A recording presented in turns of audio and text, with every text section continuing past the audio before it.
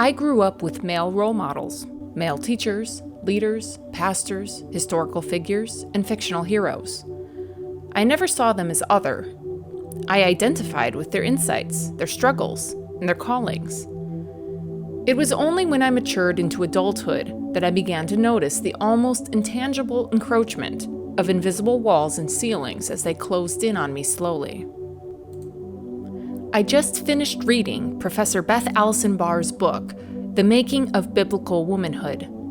She points out something that lies at the foundation of my life struggle over finding my identity and purpose, but that has persistently morphed into the shadows and out of sight.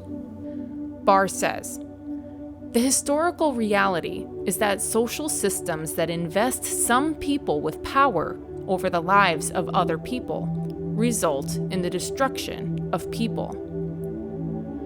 Yes, that is the foundation. Systems of power, of hierarchy, giving asymmetric control of some over others, always harm people. That is the truth I have been coming to through continued research and conversations with my philosopher husband, who likes to explore the true nature of reality with me. But such a conclusion is at minimum controversial. At most, it is heretical. For what could be applied to merely human systems, such as patriarchy and systemic racism, could also be applied to any system, including a system of divine order. The result is provocative. Is the enforcement of hierarchy, even between humans and their creator, ultimately destructive? The conversation is a complex one. Jordan Peterson thoughtfully illustrates throughout his lectures the operation of hierarchy within the most ancient and basic of relations in the animal kingdom. Peterson argues that hierarchy is simply a matter of life, rooted in basic survival, and that hierarchy serves to create order and productivity in human society. I believe that Peterson's assessment is both wise and accurate, worthy of application as one considers how one might improve one's own position within the community at large. Even still, I also have come to believe, through trepidation, that we need to widen the frame of discussion concerning the future of human evolution beyond its current forms and corresponding limitations in order to see a more positive path forward than we have previously seen. I have had the feeling since I was young that I was destined for something great. My dreams were animated with dramatic scenes of me as a superhero, fending off enemies and protecting the masses. In my adult life, once my fears of overstepping the invisible boundaries of what was allowed and ordained for me as a woman set in, I still had such dreams, but my demeanor changed.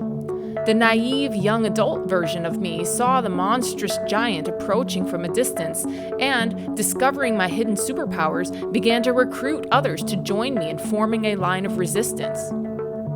But the, quote, wise adult version of me, tempered with enough experiences of slighting, shaming, and invisibility, saw the monstrous giant burst forth from the ground in front of me. Instead of calling upon my powers and protecting those around me, I used my perceptive intelligence to devise an exit strategy that would take me far from harm's way before anyone else knew what was happening. I had rejected my role as a hero, and as a result, I became an extremely skilled escape artist. Out of guilt and shame, I began to self-diagnose my behavior as a direct result of my refusal, or inability, to confront my fear of the monster before me. But was fear of the monster really what was holding me back from embodying my true identity? Or was my resistance born out of an external cloud of confusion I had allowed to dim my perception of what my inner knowing testified clearly about? I have often prayed to God to make me a leader and to use me in some great movement upon the earth. Such prayers make sense to someone who is young and naive, but when the cold eyes of evil are staring you in the face, common sense returns. I wanted to do something significant to bring about positive change, but what if the cost is too high? What if the opposition is too powerful and pervasive? What if the threat is closer and more entwined in my daily experience than I had ever imagined? I realize now that I have been perpetually stuck between two impossibly hopeless positions. I have been simultaneously terrified that God won't use me for something great because I am a woman and He would not allow it. Or, on the alternative, that God won't use me for something great because I have taken too long to respond to God's call because of my fear of inferiority. Whether I act or fail to act, I am constantly in terror of falling under God's judgment. My dilemma is not unique. How many humans, in their desire to serve the higher good, are paralyzed by fear of judgment?